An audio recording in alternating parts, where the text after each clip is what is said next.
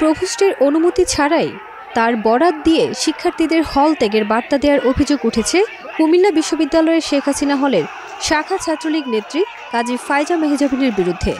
Provost জানিয়েছেন, ফাইজাকে এমন কিছু করতে বলেননি তিনি।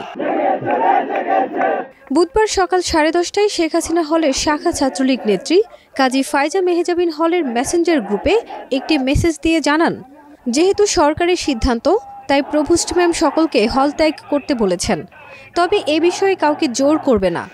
থাকতে চাইলে আপনারা থাকতে পারবেন, কিন্তু যেহেতু সরকারি সিদ্ধান্তে হল বন্ধ, তাই হলে কোনো প্রকার ঝামেলা হলে অবস্থানরত শিক্ষার্থীদের দায়িত্ব হল প্রশাসন নিবে না। তাই হলে থাকতে নিজ দায়িত্বে নিজের নিরাপত্তা নিশ্চিত করে থাকতে পারবেন। হল ছাত্রলীগ নেত্রীর এরূপ মেসেজে ক্ষুব্ধ হন হলের আবাসিক শিক্ষার্থীরা। এছাড়া কোনো অবস্থাতেই হল ত্যাগ না করার কথাও বলেন হলে অবস্থানরত এই আবাসিক শিক্ষার্থীরা।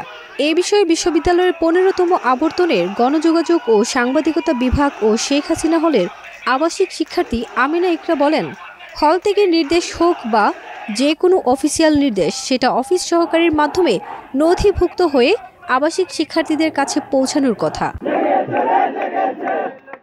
এছাড়া সারা দেশে আমরা ছাত্রলীগকে বয়কট করছি এবং কাজী ফাইজা মেহজাবিন এই হলের শাখা ছাত্রলীগের সভাপতি, এটা জানার পরও হল প্রভোস্ট কিভাবে তাকে আমাদের প্রতিনিধি মেনে নিয়ে এরকম একটি বার্তা পাঠালেন, সে বিষয়ে আমরা তার কাছ থেকে স্পষ্ট জবাব চাই। এ বিষয়ে জানতে চাইলে হল প্রভোস্ট ডক্টর মেহের নিগার বলেন, আমাদের অফিসিয়াল একটি ডেকোরাম আছে। হলের অফিসিয়াল কোনো নির্দেশনা দেওয়ার হলে আমি তা আমার হলের কর্মরতদের মাধ্যমে নোটিশ যোগে শিক্ষার্থীদের জানাবো।